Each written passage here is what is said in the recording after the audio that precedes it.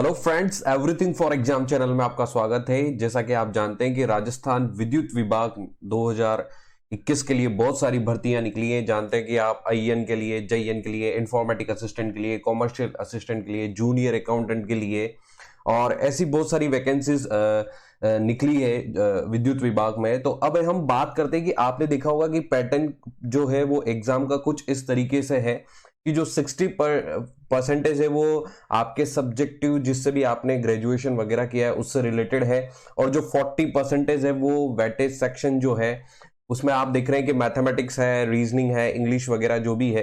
तो आज उसी में से हम बात करेंगे general knowledge and everyday science के बारे में, जिसकी प्रिपरेशन हम आज से स्टार्ट कर रहे हैं, जो कि होगी एमसीक्यू बेस्ड प्रिपरेशन होगी। और एग्जाम किस तरीके का आने वाला है, किस तरीके के क्वेश्चंस एग्जाम में होगा, उनके ऊपर हम चर्चा करेंगे। तो फ्रेंड्स, मैं तरुण दादीच आपका स्वागत करता हूं एंड प्लीज आप अंत तक जरूर बने रहिए।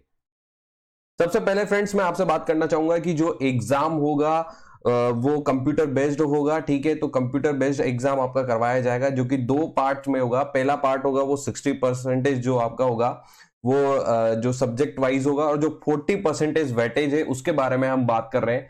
तो जो 40% वेटेज जो पार्ट बी है, जिसमें आने वाला है reasoning and mental ability, mathematics, general knowledge and everyday science, Hindi general और इंग्लिश जनरल। तो इस हिसाब से जो एग्जाम जो आपका होने वाला है फ्रेंड्स वो 2 घंटे का होगा। तो आप मान के चलिए कि 2 घंटे में आपके जो लगभग क्वेश्चंस होंगे वो 100 क्वेश्चंस होंगे, और जो 40% वेटेज के क्वेश्चंस होंगे वो लगभग 40 क्वेश्चन होंगे। तो फ्रेंड्स, आपको ये 40 क्वेश्चंस के लिए प्रिपरेशन तो पूरी ही करनी होगी। तो फ्रेंड्स, मैं आपको ये कहना चाहूंगा कि रीजनिंग और मेंटल एबिलिटी और मैथमेटिक्स के लिए आप ज्यादा से ज्यादा प्रैक्टिस सेट्स लगाएं, तो वो आपके लिए ज्यादा फायदेमंद हो सकता है। इसके अलावा general knowledge and everyday science के लिए हम आपको प्रिपेयर करेंगे, साथ ही इसका पैटर्न भी बताएंगे कि एग्जाम में किस तरीके से पैटर्न इसका हो सकता है। तो क्या क्या इस एग्जाम में इस वाले पार्ट से आ सकता है general knowledge and everyday science से, तो बात करते हैं फ्रेंड्स।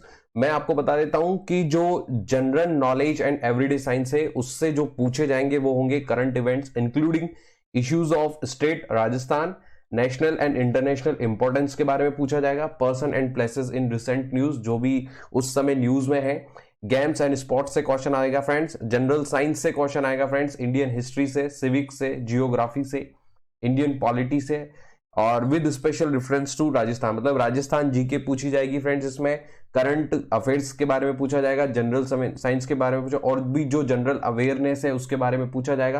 तो फ्रेंड्स, इतना सारा पार्ट है, लेकिन जो मैक्सिमम क्वेश्चन है वो 4 से 5 पार्ट मिलाकर 40 क्वेश्चन है। तो ये मानकर चलिए कि इससे जो क्वेश्चन आएंगे वो टोटल से 8 या 10 क्वेश्चन होंगे। इस पार्ट से टोटल 8 या 10 क्वेश्चन होंगे फ्रेंड्स। लेकिन मैं आपको बता दूं फ्रेंड्स, अगर आप प्रिपरेशन नहीं करेंगे तो इस पार्ट्स में, अगर इस पार्ट को आप सीरियसली नहीं लेंगे तो ये 8 से 10 क्वेश्चन भी आपके गलत हो सकते हैं। और मैं आपको बता देता हूं फ्रेंड, एक क्वेश्चन गलत होने पर आप लगभग 5 से 10 हजार बच्चों के नीचे आ जाते हैं। अगर आप एक क्वेश्चन राइट करते हैं तो आप लगभग 5 से 10 हजार बच्चों को पीछे कर देते। तो हर पार्ट आपके लिए बहुत इंपॉर्टेंट होना चाहिए। अगर आप इसको अच्छे से पढ़ते हैं तो ये आपके दूसरे एग्जाम के लिए भी सपोर्ट करेगा। तो फ्रेंड्स, हम स्टार्ट करते हैं कि किस तरीके के क्वेश्चंस एग्जाम में आने वाला है। उसका एक सेट मैंने आपके लिए बनाया है, तो हम करते हैं प्रिपरेशन स्टार्ट।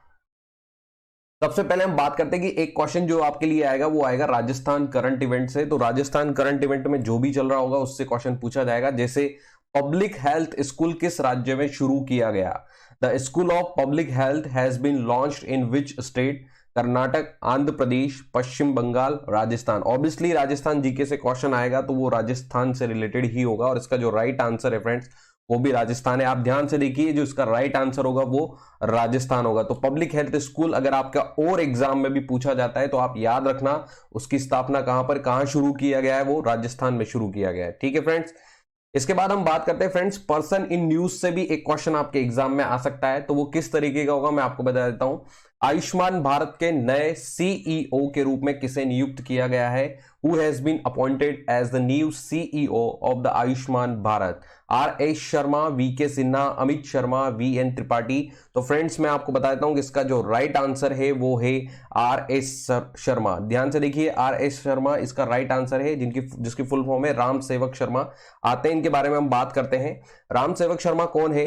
ये राष्ट्रीय स्वास्थ्य प्राधिकरण जो हमारा नेशनल हेल्थ एसोसिएशन है, उन्होंने आर एस शर्मा मतलब कि राम सेवक शर्मा को देश की प्रमुख सार्वजनिक स्वास्थ्य बीमा योजना, ये एक स्वास्थ्य बीमा योजना है फ्रेंड्स, याद रखना। आयुष्मान भारत एक स्वास्थ्य बीमा योजना है जिसमें लगभग 5 लाख तक का एश्योरेंस दिया जाता है। हेल्थ एश्योरेंस का नया मुख्य कार्यकारी अधिकारी बनाया गया है RS शर्मा को, और इसी स्कीम को प्रधानमंत्री जन आरोग्य योजना के नाम से भी जाना जाता है। तो फ्रेंड्स, ये कुछ क्वेश्चंस भी आपके यहां से कवर होते हैं, अगर आप इसको पढ़ेंगे तो इस तरीके से प्लेसेस इन न्यूज पर एक क्वेश्चन आ सकता है। फ्रेंड्स, आगे चलते हैं। इसके बाद हम फ्रेंड्स बात करते हैं चौरी चौरा, एक कस्बा है जो भारतीय राज्य केंद्र शासित प्रदेश में स्थित है। तो यहां पर Chauri Chaura is a town located in which Indian state UD. Option है आपके पास पंजाब, उत्तर प्रदेश, बिहार, पश्चिम बंगाल। तो फ्रेंड्स, आपको मैं बता देता हूं, इसका राइट आंसर है वो है उत्तर प्रदेश। ध्यान से देखिए, उत्तर प्रदेश इसका राइट आंसर है। और ये स्टेट इन न्यूज, तो स्टेट राज्य उत्तर प्रदेश राज्य चर्चा में रहा, इसलिए ये क्वेश्चन आया। अब आप बात करते हैं कि चौरी चौरा क्या है, इसके बारे में बात करते हैं फ्रेंड्स। उत्तर प्रदेश सरकार ने चौरी चौरा की घटना के 100 साल पूरे होने पर इस शताब्दी समारोह का आयोजन किया, और इस मौके पर एक डाक टिकट का भी विमोचन किया गया। फ्रेंड्स, मैं आपको बता देता हूं, चौरी चौरा एक जगह है उत्तर प्रदेश में, तो वहां की गवर्नमेंट ने उसके 100 साल पूरे होने पर एक डाक टिकट जारी किया है। क्या है ये चौरी चौरा, एक बार फिर पता करते हैं। एक चौरी चौरा कांड हुआ था 4 फरवरी 1922 को ब्रिटिश भारत में संयुक्त राज्य के गोरखपुर जिले के चौरी चौरा में हुई थी, जब असहयोग आंदोलन में भाग लेने वाले प्रदर्शनकारियों का एक बड़ा समूह पुलिस के साथ भिड़ गया था। जवाबी कार्रवाई में प्रदर्शनकारियों ने हमला किया और एक पुलिस स्टेशन में आग लगा दी, जिससे उनके सभी कब्जेधारी मारे गए। मतलब बहुत सारा नुकसान हुआ था इस कांड की वजह से, और असहयोग आंदोलन था वो चलाया जा रहा था महात्मा गांधी की तरफ से। तो महात्मा गांधी जो हिंसा के सख्त खिलाफ थे, इस घटना के प्रत्यक्ष परिणाम के रूप में 12 फरवरी 1922 को राष्ट्रीय स्तर पर असहयोग आंदोलन को रोक दिया गया। उन्होंने असहयोग आंदोलन पर रोक लगा दी थी इस घटना के बाद। तो फ्रेंड्स, जरूर याद रखें, ये राज्य चर्चा में रहा चौरी चौरा की वजह से, इसलिए इस पर क्वेश्चन एग्जाम में आ सकता है। इस तरीके का और भी क्वेश्चन एग्जाम में आ सकता है। फ्रेंड्स, बात करते हैं फ्रेंड जनरल साइंस से किस तरीके का क्वेश्चन आ सकता है। मैं आपको बताता हूं फ्रेंड्स, जनरल साइंस से जो क्वेश्चन आएगा वो फिक्स टॉपिक के क्वेश्चंस होंगे, ज्यादा डेप्थ से नहीं होंगे। तो आप ज्यादा से ज्यादा मोटे मोटे जैसे रोग याद कर लिए, दैनिक जीवन में जो जो जनरल साइंस है आप उसको याद कर लीजिए, उसी से रिलेटेड इंस्ट्रूमेंट्स याद कर लीजिए, ब्रांचेस याद कर लीजिए, उसी से रिलेटेड क्वेश्चन एग्जाम में आ सकता है। तो फ्रेंड्स, अपन याद करते हैं कि विटामिन जो खट्टे फलों में पाया जाता है, vitamin which is found in citrus fruits, तो वो है vitamin A, B, vitamin C, vitamin D. तो फ्रेंड्स, इसका जो राइट आंसर है वो है विटामिन सी। मैं आपको बता देता हूं फ्रेंड्स, जितने भी खट्टे फल होते हैं, साइट्रस फ्रूट्स होते हैं, उनमें विटामिन सी होता है। विटामिन सी जैसे संतरा, आंवला, इन सभी में विटामिन सी पाया जाता है। साथ ही विटामिन सी की कमी से हमको स्कर्वी रोग हो जाता है। फ्रेंड्स, जरूर याद रखें, विटामिन सी की कमी से हमें स्कर्वी रोग भी हो जाता है। आगे चलते हैं फ्रेंड्स। ऑक्सफोर्ड लैंग्वेज ने किस शब्द को 2020 के हिंदी शब्द का नाम दिया? The Oxford language has named which word as the Hindi word of the year 2020। Friends, options है आत्मनिर्भरता, fake news, single use, lockdown. Friends, वैसे तो लॉकडाउन भी बहुत चर्चा में रहा है, लेकिन चाइना की वजह से जो हमारा डिस्प्यूट रहा है चाइना से, उसकी वजह से आत्मनिर्भर भारत बहुत ज्यादा चला है। तो इसका जो राइट आंसर है वो है आत्मनिर्भरता। ठीक है फ्रेंड्स, तो नेशनल न्यूज पर ये एक इस तरीके से क्वेश्चंस आ सकता है कि नेशनल हमारे राष्ट्रीय लेवल पर क्या चीज सबसे ज्यादा चली है। तो ये आत्मनिर्भरता वाला जो आत्मनिर्भर भारत है, ये बहुत ज्यादा चला है ये विषय, तो इस पर क्वेश्चन आ सकता है। फ्रेंड्स, आगे चलते हैं। विश्व का सबसे बड़ा पवन ऊर्जा संयंत्र बनाने के लिए कौन सा देश निर्धारित है? Which country is set to build the world's largest wind power plant? कौन सा देश है जो world's largest wind power plant बनाने वाला है? तो ये इंटरनेशनल न्यूज पर ये क्वेश्चन है फ्रेंड्स। ऑप्शंस है दक्षिण कोरिया, सिंगापुर, जर्मनी, इंडिया। तो फ्रेंड्स, इसका राइट आंसर होगा दक्षिण कोरिया। दक्षिण कोरिया ने डिसाइड किया है कि वो विश्व का सबसे बड़ा वाइंड पावर प्लांट बनाने वाला है। जानते हैं इसके बारे में थोड़ा सा।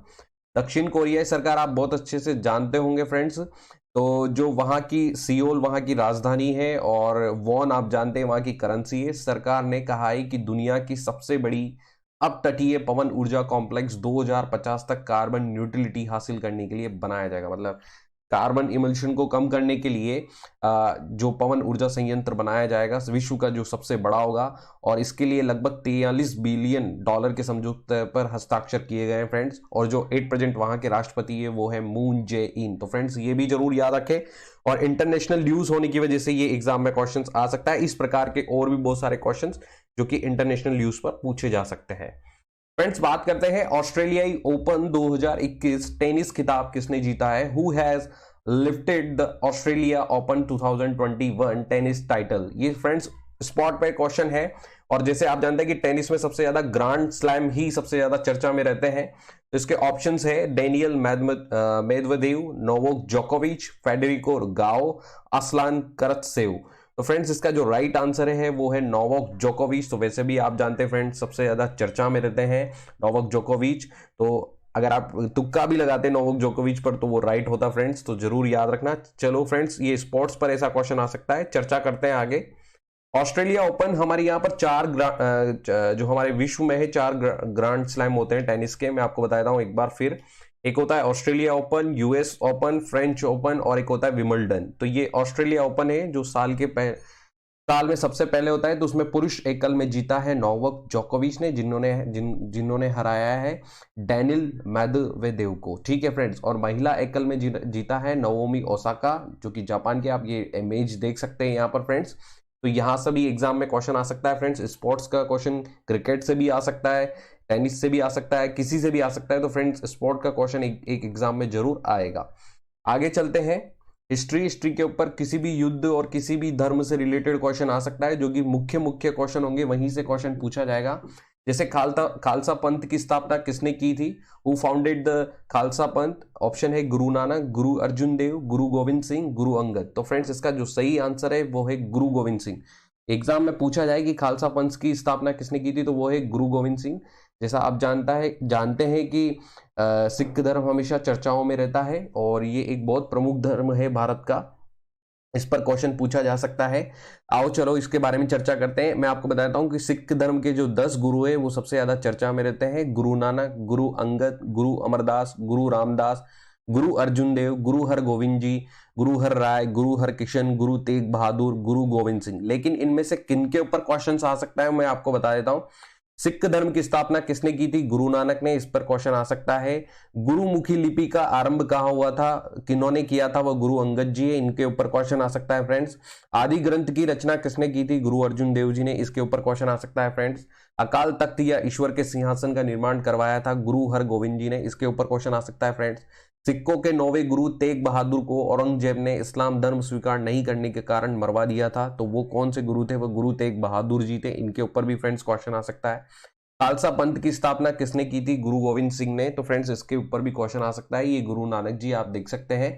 तो ये टॉप मोस्ट क्वेश्चन है सिख धर्म से रिलेटेड। तो फ्रेंड्स आप इसको जरूर याद रख सकते हैं, इनसे क्वेश्चन एग्जाम में आ सकता है। आगे बात करते हैं फ्रेंड्स। इनमें से कौन सा राज्य बांग्लादेश की सीमा से नहीं लगता। Which of the following state is not bordered by Bangladesh. Friends हमारी इंडियन जियोग्राफी के या वर्ल्ड जियोग्राफी से भी क्वेश्चन आ सकता है फ्रेंड्स। तो ध्यान दिए। ऑप्शन है असम, मेघालय, पश्चिमी बंगाल और अरुणाचल प्रदेश। तो फ्रेंड्स इसका सही आंसर है अरुणाचल प्रदेश, जो कि बांग्लादेश सीमा से नहीं लगता है फ्रेंड्स। ठीक है। तो जानते हैं इसके बारे में फ्रेंड्स। मैं आपको बता देता हूं कि भारत के वो राज्य जो बांग्लादेश सीमा से लगते हैं वो है पश्चिम बंगाल, त्रिपुरा, असम, मेघालय और मिजोरम। ये 5 राज्य हैं जो बांग्लादेश सीमा से लगते हैं। आप फ्रेंड्स इस मैप को ध्यान से देखना। ये जो व्हाइट कलर का है ये बांग्लादेश है। यहां से ध्यान से देखेंगे तो ये पश्चिम बंगाल है, और इस पश्चिम बंगाल के पास आप यहाँ देखिए मेघालय लगा हुआ है, और ये जो थोड़ा सा हरा सा आ रहा है ये असम यहां से लगा हुआ है, ये त्रिपुरा लगा हुआ है। ठीक है फ्रेंड्स, आप ध्यान से देख सकते हैं। और ये जो मिजोरम है ये मिजोरम यहां से लगा हुआ है फ्रेंड्स, ये यहां से लगा हुआ है।